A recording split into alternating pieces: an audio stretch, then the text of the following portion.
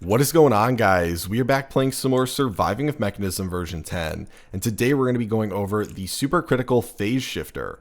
Now, this is one of the first truly late game builds we're going to be setting up in this series, which is honestly pretty exciting because while it requires a ton of resources to set up and a ton of power to actually function, even at an abysmal rate, it's going to allow us to produce antimatter. And antimatter is used in a couple very cool things in late game Mekanism, the first one being the supermassive QIO drive, which is a storage drive that allows us to store 16 billion items in our storage system per drive. So even if you're playing in a massive kitchen sink mod pack, you won't even be able to fill up one drive in your playthrough unless you're basically intentionally trying to fill those up with just tons of items being piped in.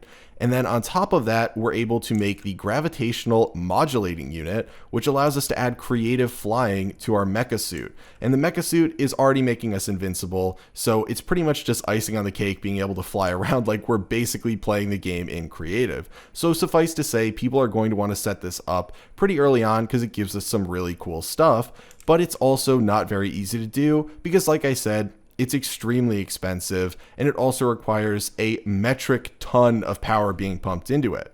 Now, we're going to jump into the crafting, and you guys will understand why I'm saying it's so expensive, but for those of you that want to skip ahead to where we're actually setting this up, you can feel free to go to the next section of the video. No hard feelings. There's also a timestamp in the description. I completely understand if people don't want to watch me be traumatized on video while I'm spending resources that took me hours and hours to gather on just a couple blocks.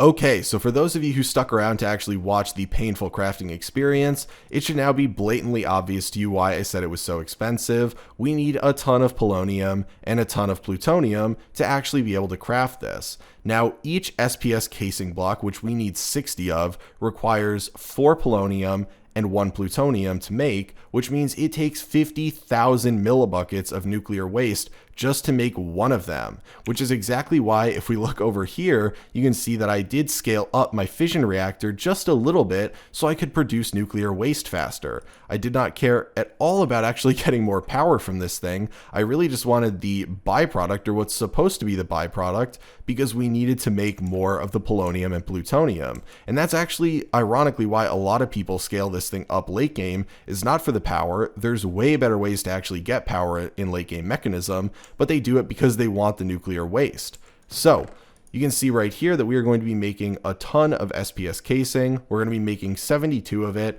12 of which are going to be used to make the ports.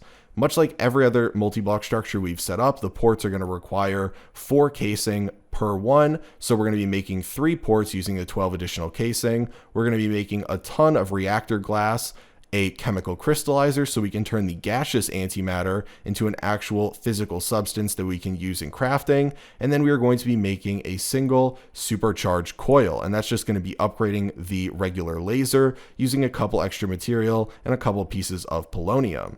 So we can grab all this stuff out really quickly, and it's honestly gonna make me so sad crafting this. It'll feel good crafting it, I guess, but I had to AFK for hours and hours and constantly be resupplying this stuff to make fizzle fuel and all that just to get here. So it will be worth it in the end, but watching this stuff disappear is gonna make me want to shed a tear or two. So we are going to craft the first set of 64, and then we're going to go back in and we are going to pull out an additional 8. So there we go. We've got all 72 of the casing there. Then we are going to go and make, like I said, 3 of these ports. I'm going to make sure I do not overcraft these. I know people wait to see me overcraft, but we have evolved on this channel. We do not overcraft things anymore. So we're making 3, and that is it, because we do have additional ultimate control circuits in our inventory for some other things we're crafting. Then we are going to be making 126 reactor glass. Now, the amount of reactor glass you need is going to vary depending on how you actually want to set this up and based on how many ports you have. So we're not actually going to use all 126. I believe we only need 123, but we're right above the cutoff for the multiple of 4. So unfortunately, we didn't need 122. So we do have to craft an additional couple pieces, but chances are we'll be using it later on because everything uses reactor glass in here. Then we're going to be making 1 supercharged coil right here. And finally, the chemical crystallizer. So now we have everything we actually need, and we are going to head downstairs into the new basement. We have this area right here, which was our basement before, but now we actually have a new area down here that's even bigger because this is actually a relatively large multi-block. So it does not vary in size depending on how you want to scale it, like a lot of the other multi-blocks that we've set up so far, like the reactors and the turbines and such. So the only thing you're going to vary about this is the actual types of blocks that you use, and there's only so many places where you can actually adjust it. So much like a lot of the other setups we've done, all the faces can be ports, they can be casing, they can be reactor glass, they can be anything like that. But all the edges have to be the casing. So it's very similar in that sense, but the name of the game with setting this up is reducing the amount of casing needed to the minimum amount. So making sure only the edges require casing. Now the reason, if you did not watch the crafting portion of the video, is because the recipe for the casing is crazy expensive, and the reactor glass recipe is crazy cheap compared to that. So of course you want to maximize the amount of the cheap material you use and minimize the amount of the expensive one. So only the edges are going to be the SPS casing, which means we need 60, and the entire face of the machine is going to be reactor glass or ports. And so we can now hop in and start setting this up. So I have this area right here that's already kind of pre-set up, but all the faces of this are going to be identical, and you're almost going to be making sort of a weird sphere shape. So to start out, we are going to put down a 3x3, and right here, you could put one of the ports. A lot of people you will see put ports in the center of each face. We're going to go over why you don't need to do that later when we actually put in the ports, but if you're already freaking out seeing me do this, do not worry. You do not have to do that, even though in a lot of photos and a lot of videos, you've probably seen people do that. So we're going to end up making this kind of chubby plush shape, as you would say, but you basically have a 3x3 in the center and then build out 3 on each side, and you end up with this. And this is exactly what the reactor glass portion of the face is going to look like. And then all the other faces are going to look exactly like this. Now, to make it a little bit easier to set up and build off this, we're going to put down some of the SPS casing right here. And actually, if we want to fill out every edge of this, we can do it like so. So this is exactly what the edges of a face are going to look like. It's a little bit weird because you don't actually have to connect them, but this is in fact sufficient. And now we can go and build this face over here. So we can build it from the ground up. So we'll do the first 3, then this is the top 3, and then we'll build the sides down here. And you can see it ends up being exactly like this one. And we've already got the bottom on there. So now all we need to do is build like this. And eventually we'll have to get up to the top there to put down the SPS casing up there. We should just be able to build it off the ceiling though if we jump. So there we go. So now this face is done too.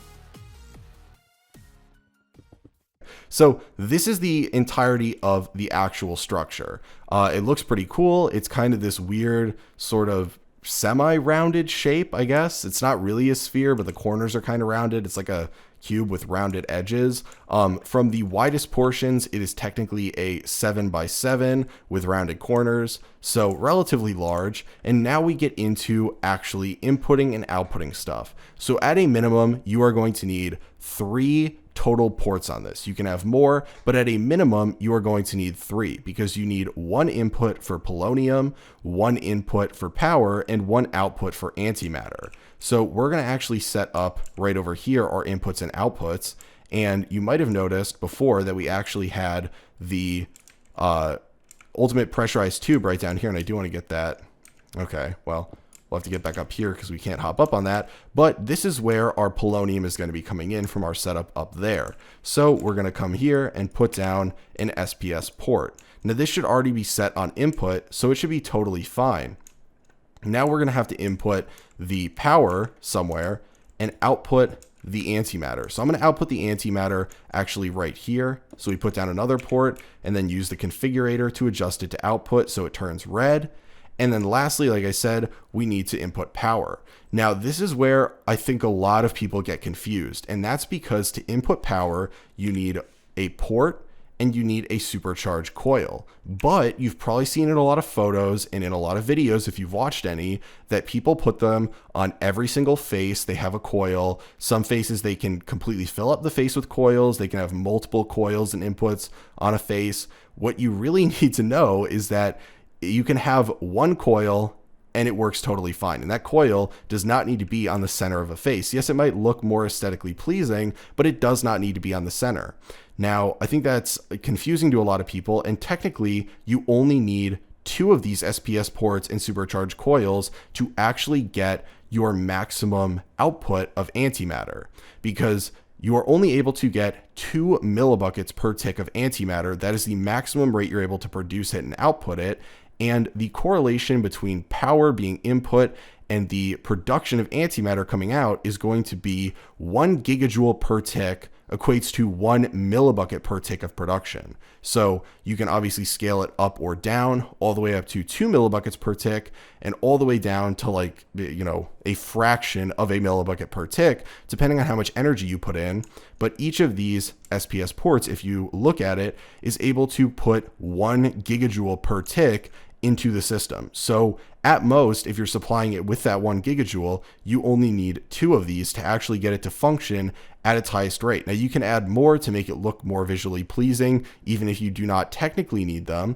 But for the purpose of, you know, being extremely efficient, you only need 2 of these. And I think a lot of people fail to realize that. But to actually set this up, we're going to put it right here, and we're actually going to hop inside really quick. And we'll just make a little opening here because we put down the port. Obviously, we leave it green as input, and then we put down the supercharged coil on the inside facing towards the center of the machine. Then we can refill this here, and we should now have our supercritical phase shifter. So you can see it has now assembled. If we click on it, we're able to see the actual UI. And right here on the left side, we have our internal polonium storage. On the right side, we have our internal antimatter storage, and it says that it is idle because it's not actually running.